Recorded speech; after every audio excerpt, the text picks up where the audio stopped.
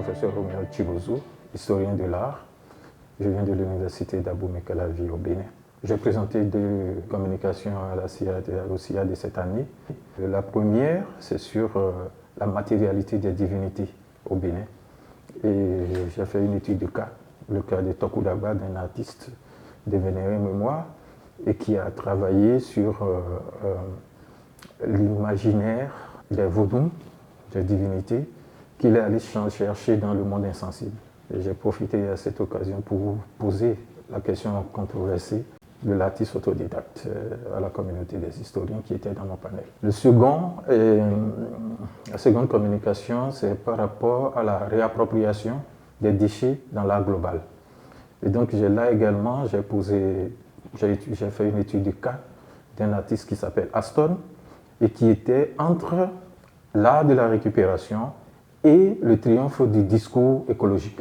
C'est-à-dire que quand il a commencé à faire ses premières œuvres avec l'art de la récupération, il est de la deuxième génération des artistes africains béninois qui fait de l'art de la récupération, et il a essayé de changer la sémantique en allant chercher son matériel dans les déchets de l'aéroport, c'est-à-dire des vols commerciaux qui venaient, les cuillères, les couteaux et les fourchettes qui sont utilisés sur ces vols, qu'on peut dire entre la poubelle des pauvres et les poubelles des riches. Et au fur et à mesure qu'il avançait, le discours écologique a triomphé dans ses œuvres en parlant de sauvegarder la planète. Et donc j'ai présenté un peu comme ça jusqu'au nettoyage des plages. Si par exemple il y a eu la pollution avec les bateaux qui lâchent le pétrole brut. Je voudrais vraiment féliciter les organisateurs parce que les sessions étaient minutieusement choisies.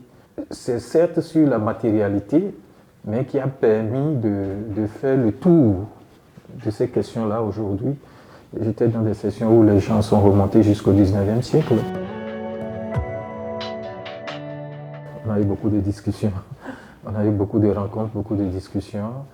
Il y a eu beaucoup d'événements qui ont été organisés pour permettre ces rencontres et qui sont aussi l'un des points forts de ce CIA. Et donc on espère que des discussions géreront des projets pour le futur et que nous continuerons à travailler en histoire de l'art.